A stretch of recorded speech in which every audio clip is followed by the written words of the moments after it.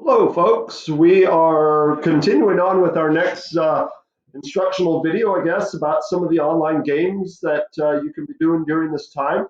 This next one that I'm going to be talking about, this is an old favorite of mine that I was actually introduced to almost 6 years ago by a former PGL student. And the great thing about it is I describe it as a virtual chemistry game, but it's a whole lot more than that. It comes out of New Zealand. I always make the joke that Peter Jackson knew what he was doing when he moved his production studio to New Zealand for the Lord of the Rings trilogy, because those folks down there definitely have some things happen from a STEM standpoint. And Powder Toy is the name of the program. The nice thing about it is it does not require internet access once you do the initial download. And the initial download is really small. Like you can literally go to Tim Hortons and use their Wi-Fi for 5 minutes, load it onto your laptop, and you're good to go.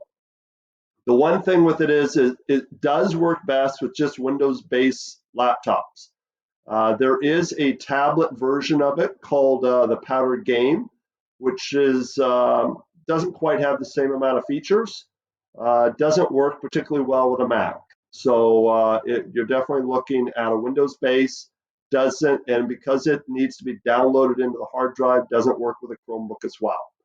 So in terms of the game itself, all you do is you're just going to do a Google search for Powder Toy. Going to bring you up. As you can see, it's coming out of the download's actually coming out of the UK on this one. And you're just going to hit the download Powder Toy. And at this point, it's going to bring you in there. You're going to hit that save button. I think for this particular one, I'm going to actually put it in my desktop, make it a little easier to find. And as you can see, it's only 2.3 megabyte download. And on my rural Wi-Fi here, I'm going to be pretty close to probably going to be around a minute or two. So while we're waiting for that download, I've already got one already loaded in here on my desktop, a previous version. So we're just going to go to it. I double click on the file. I'm looking for the exact file, and it brings up this window, and I don't need internet anymore at this point. I'm going to hit continue, dismiss, and here we go.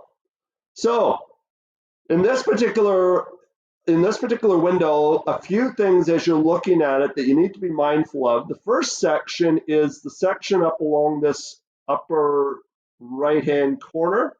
These are basically your views.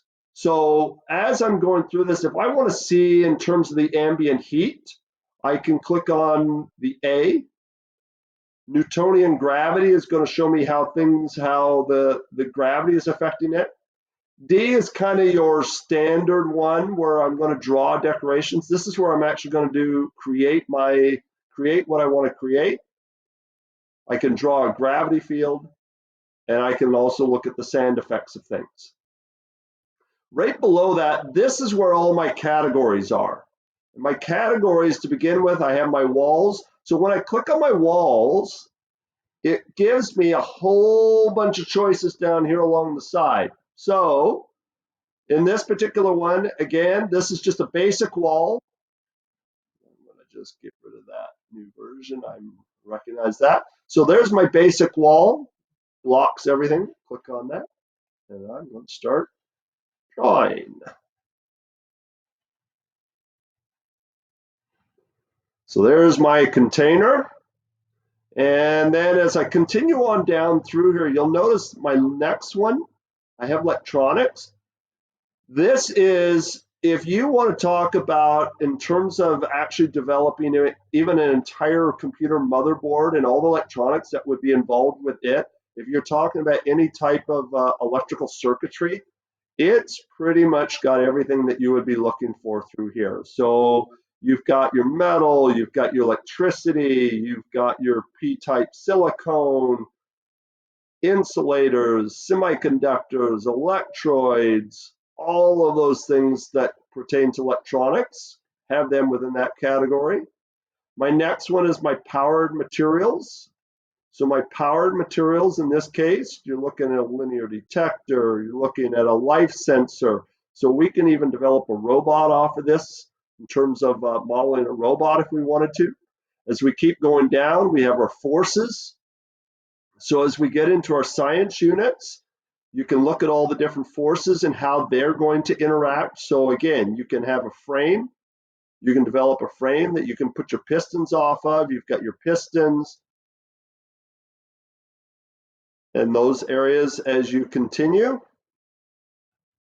Explosives is always the one where the kids seem to go. So my explosives, everything that you can think of, again, I've got my ignition cord. So within my wall, within my container, I'm going to put a little ignition cord here. I've got some TNT. So I think, whoops, I'm going to put some TNT in here.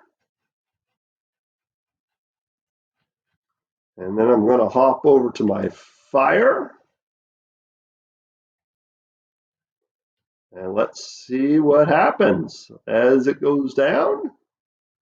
You can see that I've created my explosion within my box. And if I had wanted to jump over to if I had it on my ambient heat level, you would be able to see, again,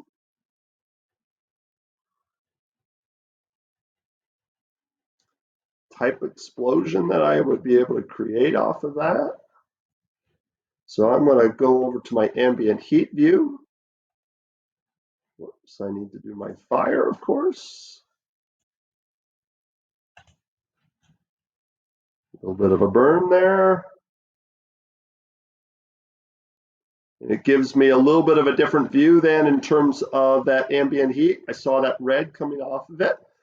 So again, so that's kind of your explosives. You've got your gases as we continue down, all the liquids that you can think of. So again, if you want to do something with the coronavirus, we even have a virus within this program that would give you a little bit of an idea in terms of how it could spread. I've got my powders. If you actually want to do some cooking, you can certainly do that. You've got some yeast. You got some salt in there. I got some snow if I wanted to use that. I've got some dust. I've got my solids. Again, lots of choices here. I've got gold.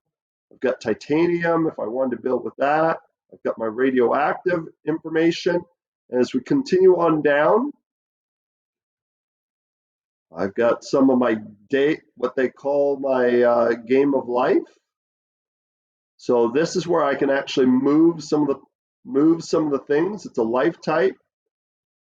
As we continue on through, as we get to the bottom though, this is the areas where you really want to keep an eye out for.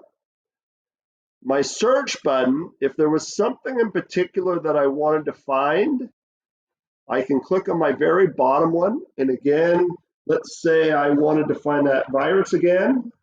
I could just type in virus.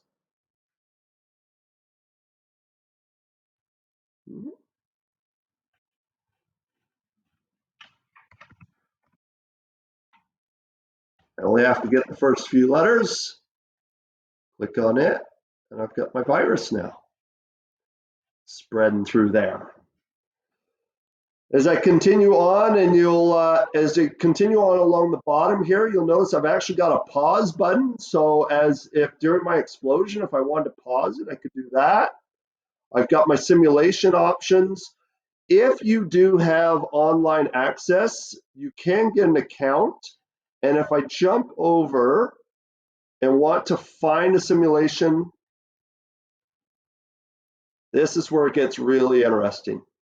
This is where everybody else who has their own account has uploaded their own powder toy creations. And if you go in here, if I do, I don't know, let's put in cities, see what it brings up.